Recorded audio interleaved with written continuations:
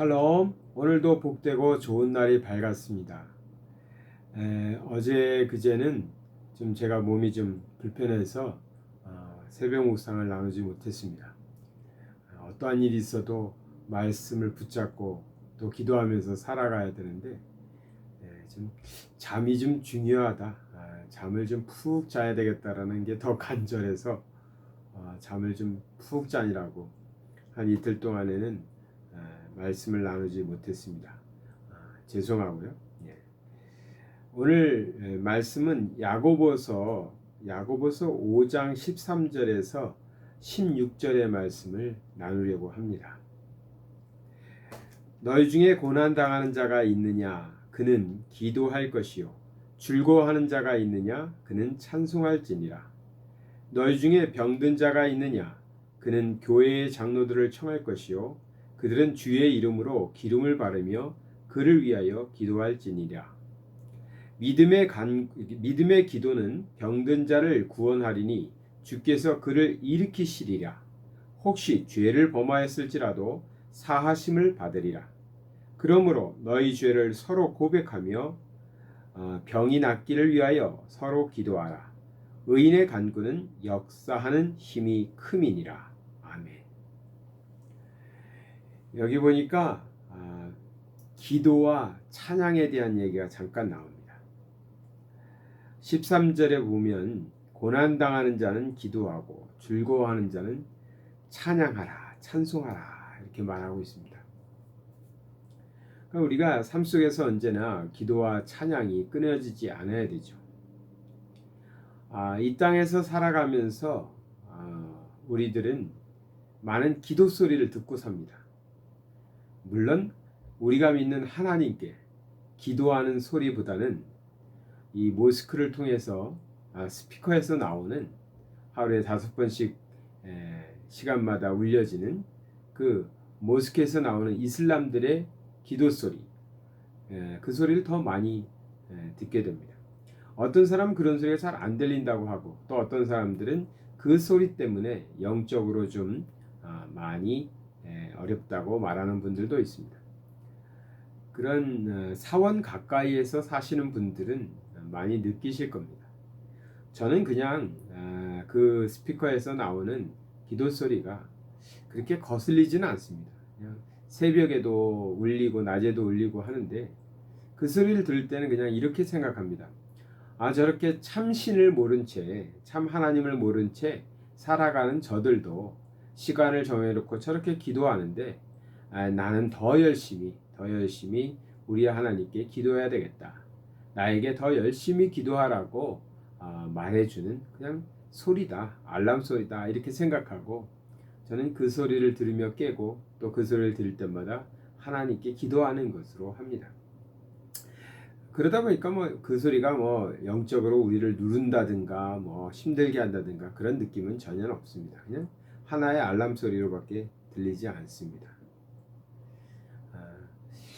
그들보다는 더 열심히 기도해야 되지 않을까 그런 마음을 가지면서 말이죠.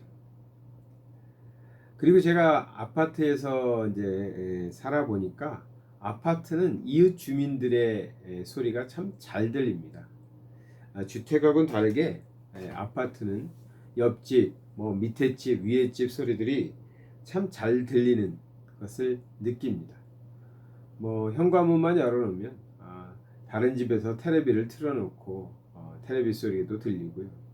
또 이렇게 요리하는 소리도 들리고 가족끼리 이야기하는 소리도 참 잘 들리는구나. 소리가 참 잘 들리는 데 산다는 느낌을 받습니다. 한 가지 아파트에 살면서 저희 식구들이, 저희 아내와 제가 생각했던 것이 있습니다. 그건 다름 아니라 찬양의 소리였습니다. 저희 부부는 찬양하기를 무척 좋아하고 거의 매일 찬양을 많이 부릅니다. 주택에서 살 때에는 찬양을 불러도 이웃에게 큰 방해가 되지 않으니까 신경을 별로 쓰지 않고 살았는데 아파트에서 살면서 이 소리가 잘 들릴 텐데 아무리 창문을 닫고 현관문을 닫고 불러도 그래도 피아노도 치고 뭐 가끔 기타도 치면서 부르니까요. 참 남들이 들을 때는 이것이 소음으로 들리진 않을까, 혹은 기분 상하는 소리로 들리진 않을까. 그러니까 저 집은 참 매너가 없다, 뭐 이렇게 생각할 수도 있겠죠. 그래서 좀 신경이 쓰이긴 합니다만, 그래도 찬양하기를 좋아해서 그런지 매일같이 찬양을 부릅니다. 그렇게 아파트 생활을 한 1년 넘게 해봤는데요. 가만히 생각해 보니까 저희 집 외에 다른 집에서 찬양하는 소리를 들은 적은 없는 것 같습니다. 저희만 매너가 없는 것인지 모르겠습니다만 듣지 못해 봤습니다. 저희가 사는 아파트에도 많은 크리스찬들이 살 테고요. 또 한인들도 많이 사는 줄 압니다. 그런데 집에서 흘러나오는 찬양 소리를 듣지 못했습니다. 크게 부르지 않아서 그럴 수도 있고요. 아니면 부르는 사람이 없을 수도 있겠죠. 그래서 저는 생각해 봅니다. 오늘 말씀에도 고난 중에 있는 사람은 기도하고 또 즐거워하는 사람은 찬송하라고 했는데, 우리는 얼마만큼 기도하고 찬송 부르며 살고 있을까? 우리의 삶 속에서 고난과 기쁨을 하나님으로 인해서, 하나님 때문에, 아니면 하나님과 연관하여 우리가 생각하면서 또 감사하기도 하고 또 구하기도 하면서 그렇게 살아가고 있는가 하는 것이죠. 어쩌면 많은 사람들이 우리들이 삶 속에서 일어나는 어려움이나 혹은 즐거움을 하나님과 관계없이 일어나는 일이라고 생각하고 사는 것 같습니다. 그러니 하나님께 기도하지도 않고 하나님께 찬송으로 영광을 돌리지도 않는 것이겠죠. 오늘 말씀에 보니까 병든 자가 있으면 장로들을 청해서라도 하나님께 기도하고, 그래서 그 병이 나으라고, 병을 낫으라고 말하고 있는 것입니다. 우리는 기도해야 되는 것이고 우리는 또 하나님을 찬양해야 되는 것이죠. 근데 좀 너무 침묵하고 있지 않나. 입술을 벌려야 되는데, 입술을 벌려서 기도해야 되는데, 우리가 고국에서, 한국에서 신앙생활할 때의 모습과 아니면 또 요즘엔 또 다를 수도 있으니까요.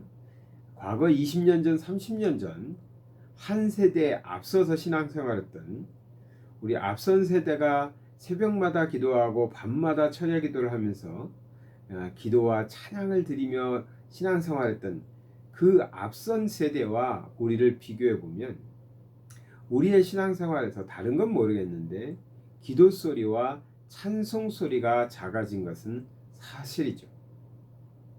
그런데 기도와 찬송이 작아진다는 것은 첫째는 하나님의 명령에 우리가 순종하지 않는 것이고요.